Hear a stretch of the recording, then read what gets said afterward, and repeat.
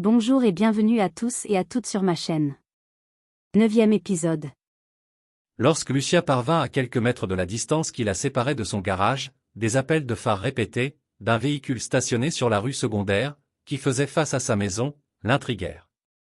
La nuit s'était répandue de part et d'autre, et malgré la faible lueur des lampadaires qui éclairaient le coin, la jeune femme demeura perplexe. Se pourrait-il que ce soit Walid, qui se trouvait au volant de cette belle voiture de sport grise? Si c'était lui, alors il était clairement en avance. Se dit intérieurement Lucia, en voyant l'heure qui affichait sur son GPS. Légèrement tendue, elle coupa le moteur, puis descendit de son véhicule, pour se diriger vers la voiture inconnue. Il neigeait par petits flocons, mais le climat ne semblait pas avoir le moindre effet, sur le moral déjà bien bas de la jeune femme. Salut Mona. En voyant cette VUS prendre la direction de ton garage, je me disais bien que ça ne pouvait être que toi. Lança Walid d'un ton calme, après avoir baissé la vitre de sa voiture. Walid. C'est toi? Tu as changé de voiture? Fit remarquer Lucia, une fois à sa hauteur. Toi aussi. Elle est magnifique cette bagnole. Lança Walid, en pointant un doigt admiratif, en direction du véhicule de Johan. Elle a dû te coûter une petite fortune. Elle est à toi? Walid, tu es en avance. Répliqua Lucia, en éludant sa question. Tu avais dit 5 heures. Je sais. Mais comme je te l'avais promis, j'ai demandé à ce que ton Audi soit livré aujourd'hui, et 4h30 était le seul créneau horaire de disponible auprès du fournisseur.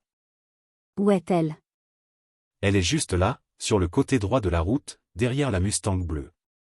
Indiqua Walid, en montrant du doigt, la belle Audi grise de Lucia. Merci. Répondit simplement la jeune femme. Je t'en prie. Tu es seule? Où est ta garde rapprochée? Je leur ai donné un congé. Je tenais à être seul avec toi, pour te conduire où nous irons tout à l'heure. J'espère que tu ne seras pas longue pour t'apprêter. Je ferai aussi vite que je peux. Promit Lucia, en se détournant pour partir. Tu ne m'invites pas à entrer? Il fait très froid ce soir. Lança la voix grave et calme de Walid, derrière elle. Évidemment, excuse-moi. Répliqua Lucia, d'un ton nerveux. Je perds mes bonnes manières. Allons-y. Mona. Es-tu sûre que ça va? Tu es devenue toute pâle, tout à coup. Tout va bien Walid. Le temps presse.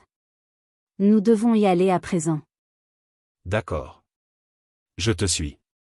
Lança Walid en descendant de son véhicule, pour lui emboîter le pas.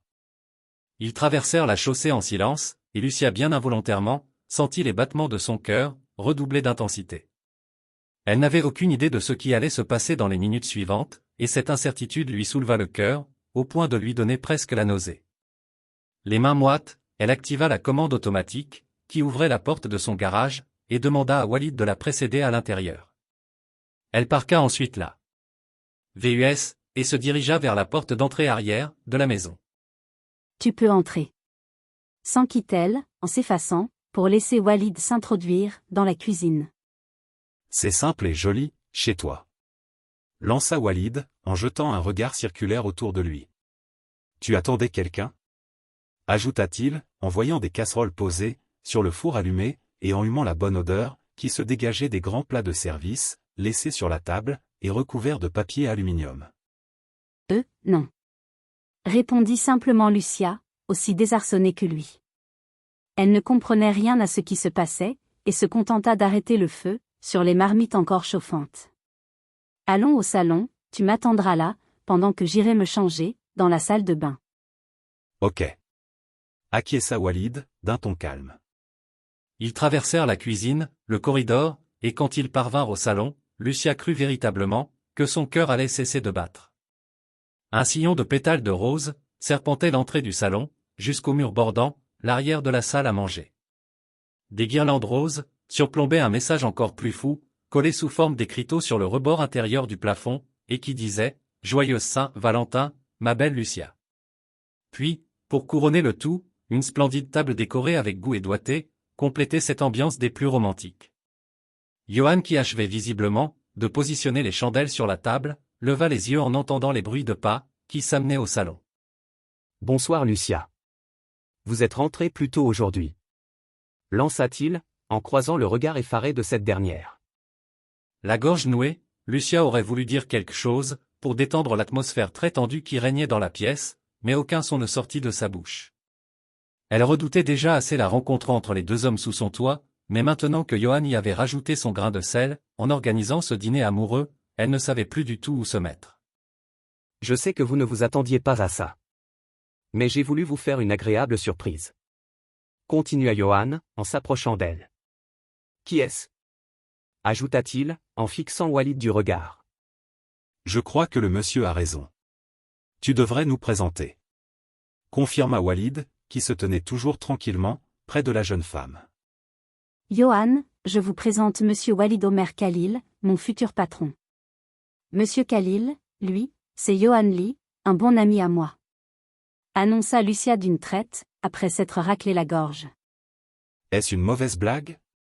Demanda Walid d'un ton sec, en se tournant ostensiblement vers Lucia, pour lui faire face. Tu as décidé de te venger, en te payant ma tête ce soir. C'est cela? Continua-t-il, visiblement irrité. Arrêtez! Ordonna Johan, furieux à son tour. Je ne vous permets pas de lui parler sur ce ton. Mais après l'avoir écouté, contre toute attente, Walid éclata soudain de rire. Un rire empreint de dérision et d'autosuffisance. Tout s'explique maintenant. La VUS dans laquelle tu as roulé ces 2 derniers jours lui appartient. N'est-ce pas? Réponds-moi. Cria-t-il soudain, en affichant un air inquiétant. Oui, Walid. La voiture est à lui. Confirma Lucia calmement. Tu t'es bien foutu de moi. Non, répliqua Lucia farouchement. Je n'ai rien fait de mal. J'ignorais que Johan avait l'intention de préparer tout ceci. Je le jure. Si tu es aussi innocente que tu le dis, alors que fait-il là? Demanda Walid, dont les mâchoires serrées montraient bien qu'il faisait de son mieux pour se contenir. Et en quoi cela vous regarde? Intervint Johan, nullement impressionné. Vous n'êtes que son patron, que je sache. Johan, je vous en prie. Ne faites pas ça. Lança Lucia, en s'interposant entre les deux hommes. Il y a 3 semaines, j'ai eu un accident de voiture, qui a failli coûter la vie à Johan. Plutôt que d'appeler la police et les secours, j'ai préféré le ramener chez moi, pour lui donner les soins. Tu connais ma situation Walid, donc tu peux comprendre pourquoi j'ai agi ainsi. Expliqua patiemment Lucia, en soutenant le regard furibond de Walid. Pour une personne malade, je le trouve très bien portant, pourtant. Lança Walid, d'un ton sarcastique. C'est vrai qu'il va beaucoup mieux depuis l'accident, mais il n'a malheureusement pas encore recouvré la mémoire depuis. Voudrais-tu me faire croire qu'il est amnésique? Allons Mona, ne me dis pas que tu y crois sérieusement. Demanda Walid interloqué. Pourquoi l'appelez-vous Mona? Son nom est Lucia, et si vous n'arrivez même pas à vous en souvenir, alors ça voudrait peut-être dire que le vrai malade dans cette pièce, c'est vous. Johan. Ça suffit. S'exclama Lucia, en jetant un regard sévère à ce dernier. Johan, ou quel que soit le nom que vous vous donnez, je voudrais que vous pliez bagages, et que vous quittiez cette maison immédiatement. Car autrement, je m'occuperai personnellement de vous. Prévint Walid, d'un ton froidement menaçant. Tu n'es pas sérieux. S'exclama Lucia, atterrée. Il neige dehors. Où veux-tu qu'il aille dans son état? Loin d'écouter les récriminations de Lucia, Walid continua de s'adresser à Johan d'un ton méprisant. N'avez-vous donc aucune dignité, pour vivre ainsi au crochet d'une femme? Croyez-moi monsieur. De l'argent, j'en ai à revendre, et les bonnes manières aussi. Ce qui n'est vraisemblablement pas votre cas. Rétorqua Johan sèchement. Maintenant que vous le savez, partez. Éloignez-vous d'elle. Je ne le répéterai pas. Pour l'amour du ciel, Walid. Je t'en supplie. Sois raisonnable. Pria Lucia, en joignant les mains devant Walid, pour l'attendrir. Walid était doté d'une stature physique de lutteur, et savait très bien se battre. Il pouvait aussi se montrer brutal, quand il était en colère, et Lucia le savait mieux que personne. Elle ne souhaitait absolument pas que les deux hommes en viennent aux mains chez elle, mais ne savait plus quoi dire, pour essayer de lui faire entendre raison. Vous pensez pouvoir venir faire la loi, dans un domicile qui n'est pas le vôtre? Questionna Johan, d'une voix acerbe. Johan. Pouvez-vous nous laisser seuls? Demanda Lucia d'un ton doux, mais qui n'admettait aucune réplique. S'il vous plaît, retirez-vous. Insista-t-elle, en le voyant hésiter. Comme vous voulez, Lucia. Je serai dans ma chambre, si vous avez besoin de moi. Lança Johan aimablement, avant de quitter la pièce. Que se passe-t-il, entre toi et cet homme? Questionna Walid, après que Johan fut parti. Rien. Absolument rien du tout. Répondit calmement Lucia, en soutenant le regard chargé de reproches de Walid. Mensonge. S'écria Walid avec colère. Tout dans cette pièce, me dit le contraire. Tu crois vraiment que cet homme se donnerait tout ce mal, s'il ne voulait pas t'avoir dans son lit? Tes pensées ne sont peut-être pas les siennes, Walid. Fit remarquer Lucia posément. Tu ne sais rien de lui. Tu ne connais pas son histoire. Si ça se trouve, il a déjà une femme et des enfants, qui l'attendent quelque part. Et alors? Rétorqua Walid énervé. Le mariage n'a jamais empêché un homme de commettre l'adultère. Non? Que dois-je comprendre? Que toi non plus, tu n'as pas été fidèle, pendant ces 4 dernières années? Interrogea Lucia avec humeur. N'inverse pas la situation, Mona. Exigea Walid d'un ton furieux. Pour le moment, celle qui s'est fait prendre la main dans le sac, c'est toi. Pas moi. De quel sac parles-tu? Rétorqua Lucia froidement. M'as-tu seulement écouté? Je te l'ai dit. Il n'y a rien entre Johan et moi, à part une belle amitié. J'ignore pourquoi il a organisé ce dîner romantique, mais tout ceci ne me rend pas coupable pour autant. Je veux qu'il quitte cette maison sur le champ. Ordonna Walid, d'un ton péremptoire. Non. Refusa Lucia, d'un ton aussi catégorique que le sien. Ce n'est pas à toi, de décider de cela. Tu prends sa défense? Tu te ranges de son côté? Non, Walid. Je ne me range du côté de personne. J'en ai juste assez, que tu cherches à chaque fois, à régenter ma vie. Je suis ton époux Mona. Cria Walid avec colère. Que tu le veuilles ou non, j'ai des droits sur toi, parce que tu m'appartiens. Non. S'écria Lucia, en le fusillant du regard. Je n'appartiens à personne. Parce que si je t'appartenais, alors cela voudrait dire que je suis semblable à tous ces objets de valeur inanimée que tu gardes précieusement dans tes multiples collections. Moi je suis un être humain, Walid. Fulmina-t-elle. J'ai des émotions, des sentiments, mais surtout des opinions. Tu ne peux pas toujours décider de tout à ma place, en invoquant l'excuse de notre sacro-saint mariage. Que diable! Tonna Walid, au comble de l'exaspération. Tu vas me parler d'émancipation maintenant? Et soyons fous. D'égalité aussi? Continua-t-il, en se rapprochant plus près d'elle, pour lui faire face.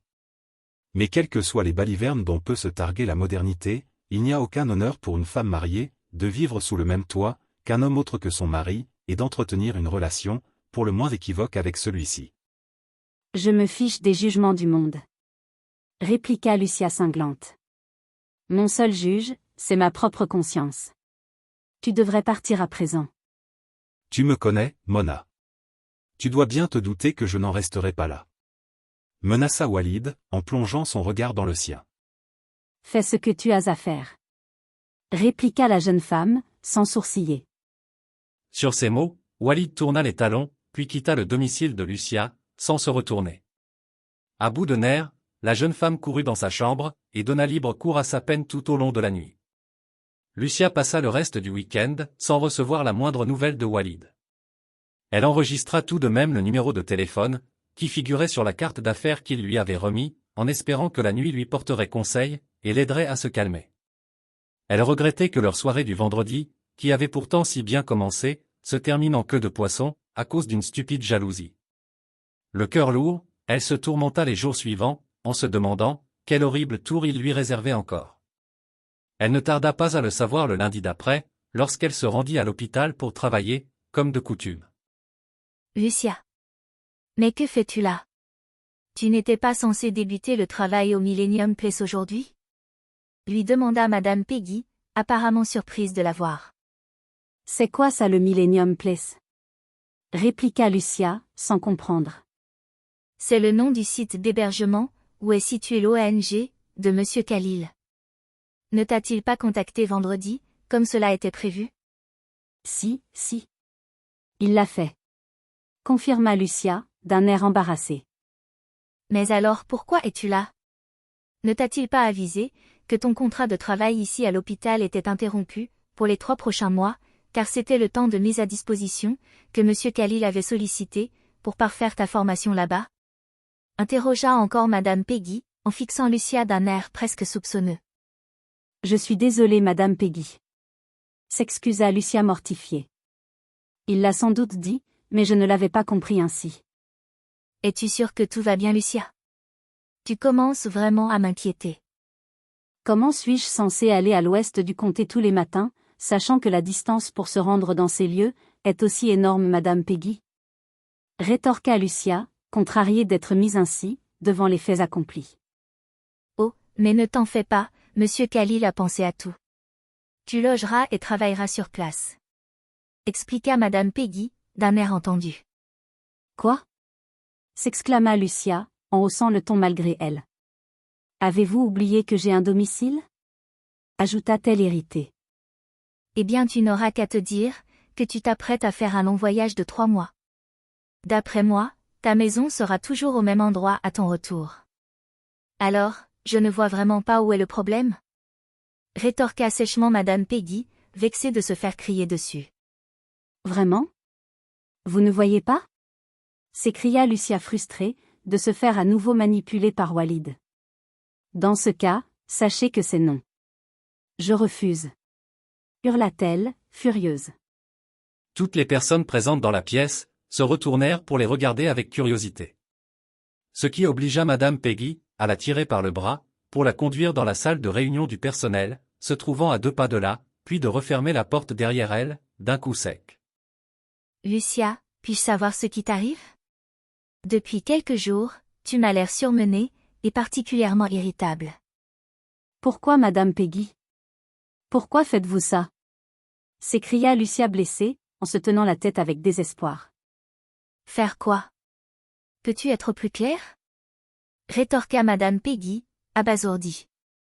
Suspendre ainsi mon travail ici, pour m'expédier au bout du monde, auprès de cet homme. Expliqua lamentablement Lucia, les yeux embués de larmes contenues. Je croyais que nous en avions déjà discuté toutes les deux Lucia. Il me semble que tu étais d'accord pour travailler avec lui. Fit remarquer sèchement sa bosse. Alors de quoi te plains-tu exactement? Il n'a jamais été question d'arrêter mon travail ici, pour une durée de 3 mois. Cria Lucia folle de rage. Encore moins d'aller vivre à l'autre bout du monde, pendant tout ce temps. Eh bien, ce sont les termes de l'entente, que nous avons convenus avec lui. C'est à prendre ou à laisser. Jeta froidement Madame Peggy. Eh bien je laisse. Lança Lucia glaciale. Si telles sont ses conditions, alors je n'en veux plus de ce travail. Alors tu devras dire adieu à celui-ci également. Si Monsieur Khalil nous appelle, pour nous informer, que tu ne t'es pas présenté à ton poste de travail, ça voudra dire, que tu n'es plus la bienvenue dans cet hôpital. Incapable de contenir davantage sa rage, Lucia se saisit d'une chaise, qu'elle envoya valser contre le mur en criant. Allez tous vous faire foutre. Puis, elle prit son sac à main, et s'en alla, sous le regard horrifié de sa bosse. En courant pour se rendre jusqu'à la sortie, elle entendit les commentaires désobligeants de ses collègues, qui disaient tour à tour, mais elle est devenue complètement folle, ou encore, oui, elle a définitivement perdu la tête, mais elle n'en avait cure. Ce qu'elle craignait tant, venait de se produire. Elle se retrouvait au chômage, sans aucune perspective pour s'en sortir. En montant dans sa belle Audi grise, elle eut l'impression que son cœur allait éclater, tellement elle avait mal. Cela faisait à peine 4 semaines, que Walid était réapparu dans sa vie, et il avait déjà réussi à tout mettre sens dessus, sens dessous. Elle lui en voulait tellement.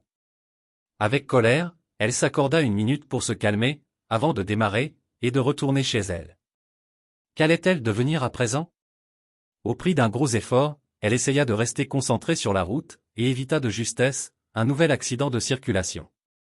Le temps du trajet lui parut long, et c'est avec un soupir de soulagement qu'elle parvint enfin à destination.